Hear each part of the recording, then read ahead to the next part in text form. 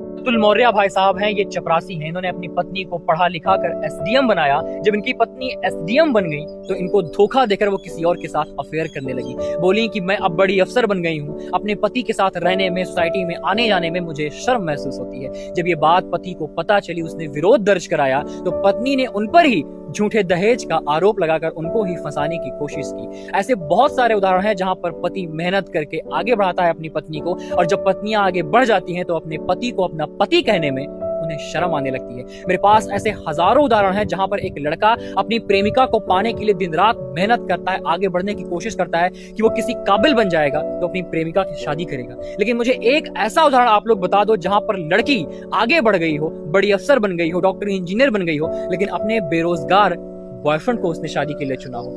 आप कह रहे हैं कि जिस लड़की को आपने पढ़ा लिखा कर एसडीएम बनाया वो आपकी जान की प्यासी हो रही, क्या पूरा मामला? सर इसका मेन कारण सर है मनीष दुबे के साथ उनका अवैध संबंध।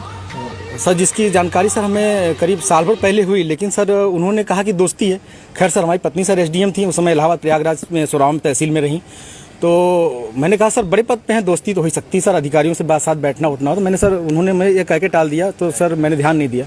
सर इसकी भनक सर मुझे उसका ये जो शक था वो विश्वास सर 22 फरवरी को हुआ, जब मनीष दुबे गाजियाबाद से चलकर सर मेरे आवास एलनगंज स्थित सरकारी आवास पे आया और इनके साथ एक साथ कमरे में मैंने इनको देखा अवैध संबंध बनाते हुए। तब से सर ये मनीष दुबे और ज्योति मौर्य मेरे जान के पीछे पड़ गई हैं। कौन है, पूरी कहानी बताइए, क्या मामला? सर 2010 में ज्योति मौर्य के साथ मेरी शादी हुई सर। मैं सर पंचायत राज विभाग में सर 2009 में सेलेक्ट हुआ प्रतापगढ़ में सर, वहीं पे नौकरी कर रहा हूँ सर। और 2010 में इनसे 19 नवंबर को मेरी शादी हुई और सर उसके बाद 13 साल से शादी क्यों गए हमारे? सर मैं कहा जाऊँ, एक मनीष दुबे सर कमांडेंट है, उन्हीं साथ उनका अवैध संबंध है। मैंने सर उनको 22 फरवरी को रंगे हाथ अपने आवास पे पकड़ लिया था।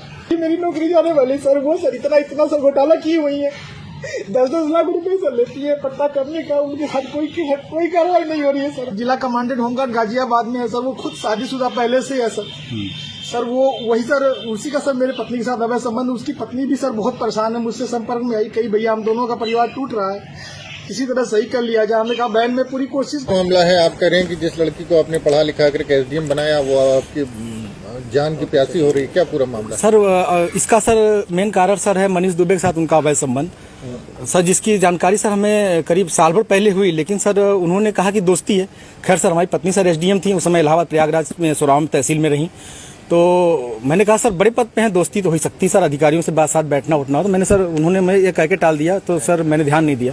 सर इसकी भनक सर मुझे उसका ये जो शक था वो विश्वास सर 22 फरवरी को हुआ, जब मनीष दुबे गाजियाबाद से चलकर सर मेरे आवास एलनगंज स्थित सरकारी आवास पे आया और इनके साथ एक साथ कमरे में मैंने इनको देखा अवैध संबंध बनाते हुए। तब से सर ये मनीष दुबे और ज्योति मौर्य मेरे जान के पीछे पड़ गई हैं। कौन है, पूरी कहानी बताइए, क्या मामला? सर 2010 में ज्योति मौर्य के साथ मेरी शादी हुई सर।